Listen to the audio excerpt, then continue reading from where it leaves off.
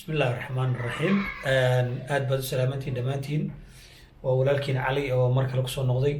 warnimayahow wali waxa weeye xaaladdu waa iska xun tahay ilaahay maaragtay baa caafimaadka haya laakiin waxaan rabaa inaan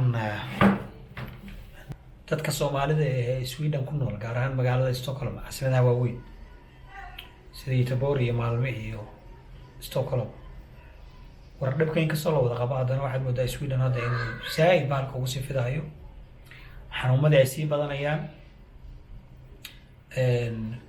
waxaad moodaa in maaragtay taxadar la'aan badan inay inaga muuqato inaga Soomaali ahaan baad moodaa inay jirto taxadar la'aantaana de ma garanayo waa dhagaadaygoona uun caadiga ah oo meel walba nala galay dadka Soomaalida ku dhamaanay aad bay u shiisaayeen hadda magaalada Stockholm sidii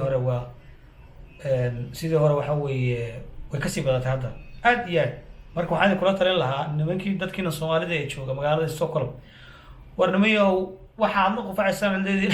ergaba yar haya usmal soo hayaan marayna magaalada wareegaysaan iska daaya Ilaahay baa idin dilayay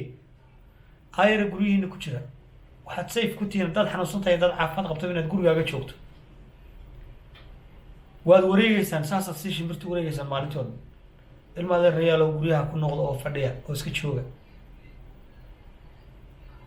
5,000 oo qof buu ku dhacay Sweden hadda xanuunka sida la xaqiijiyay waxaa gargaar degdeg u baahan xaaladoodu aad iyo aad u culus tahay waa 4,000 oo qof oo khatiirta ay la tacaalayaan 250 miyaha 200 iyo waxna waa uu dilay xanuunkani haddaba Soomaalidu qayb lixaad labay iyo ku leedahay zaid aad iyo aad iyagana isu qaadsiinay hadda magaalada Stockholm xaafad walba waxa way waa la yaala waa la jifaa kii xogaa madax saaw yar qaaday qandhadu ka yar jirtana hore ka sii baxaya wuxuu leeyahay maanta wallahi waan fiicanay gam saas u ordayay saas wax waareenay dukaamadu galaya maqaxyo markaasuu 10 kala qaadsiinaya 10kii kala sii dhicay haddana 10ka badh waxa laga yaabaa inay jiraan xanuunada hore qabay oo dhibahayo aan u dul qaadan karin ba dadka aad ku leenayo dadka xanuunada kala lahaa sida macaanka iyo cholesterolka iyo muxuu ahaa diabetes xanuunada caadiga ah dadka qabay ama ka soo qaad ku leenayo kale malaria iyo duumadii iyo dadkii hore ku dhacday ku yar jirtay dadka yar tabayr dadka tabarta yar oo dhan waxa weeye waxa qaya wallahi kana sheekh kana culimo kana inay hebel wax ka abiyelay ma jirto xanuunkani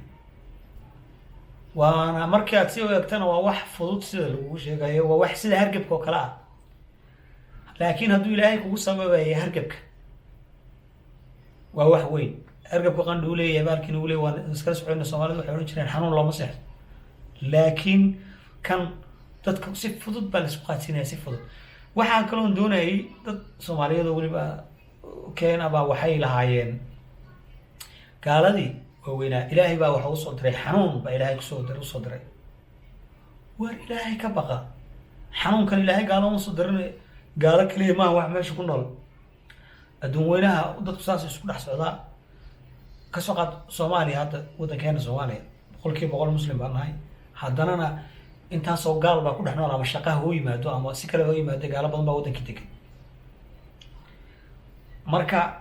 xanuunka ayaga laynaya dagaalku meel lagu joogo waydu ku imaan ogaada marka xanuunkan waa wax Ilaahay soo diray waa wax Ilaahay bini aadamka maartay ku riday qofku rabbi u qadaro inuu taabto ama muslim ha ama ta kristanka hayso ama tusbaxrid haddii ruux Ilaahay ka badbaadiyo baa ka badbaadi ruux Ilaahay ka badbaadiyo baa ka badbaadi marka ilmaada reyaalow gefnaysan inagu noqonin Ilaahay xanuunka ku soo diray oo gaalada waa dhamaatay ninka gaalkaan Ilaahay baa umuntay oo hadduu dhinto Ilaahay baa la xisaabtamay laakiin waxaad ogaataan dalkan gaalada dad muslim oo aad u fara badan oo kalar walba leh baa ku jooga kuna dhamaaday xanuunkan kuna dhamaanaya marka Ilaahay xanuunkan naga dul qaadan rajaynaynaa marka dadka Soomaaliyeed ee jooga Sweden waraadiya taxadara oo guryihiina ka soo bixina oo iska jooga ilmaada reyaalo guryaha ku jira ilmaada reyaalo waa ka soo bixina dhowr qof baan garanayaa hadda ku dhintay khabriyadii magaalada Stockholm iyo Sweden waxa weeye waxaa la sugayaa 2 week baa la sugi in maaragtay qofkii in la aaso ilaa 2 week baa laga yaabaa inay qaadato iyo ka badan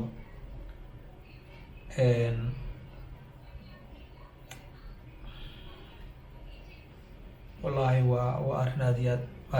وحنا بدل كله لكن وحنا مسنا هاي ما نتو لهاي كوغرة إن هذا دافعين أما ذيك هو أما نيجا أما كوب الناس هذا تحسوا أنا مسنا لكن هوا تحدرك وما غير درينا تحدركم بعد مرت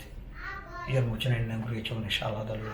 كنت دارنا نقول يجوتان أدبان دي سلام هيا نيكلاس وقع الدين ما هي تدالا reer Stockholm ma gaaro lahada ilmada reyaalo guriyina ku jira war guriyaha ka soo bixina reer Stockholm oo guriyaha ka soo bixina oo dad baxaysan idinkoo wayse qabo oo tukaday baxa idinkoo wayse qaba oo tukaday baxa oo wayse qaba bal warbixinta kulay dadka luqad ku adagtay sidayda inta luqada soo koobaysan walaalkin Google galiya Soomaali bidinku turjumay ma Ingiriis wad garanaysan marka wad arkaysan marka after baladanka akhriya aad baad u mahadsantihiin wassalaamu calaykum waraxmatullaahi wabarakaatuhu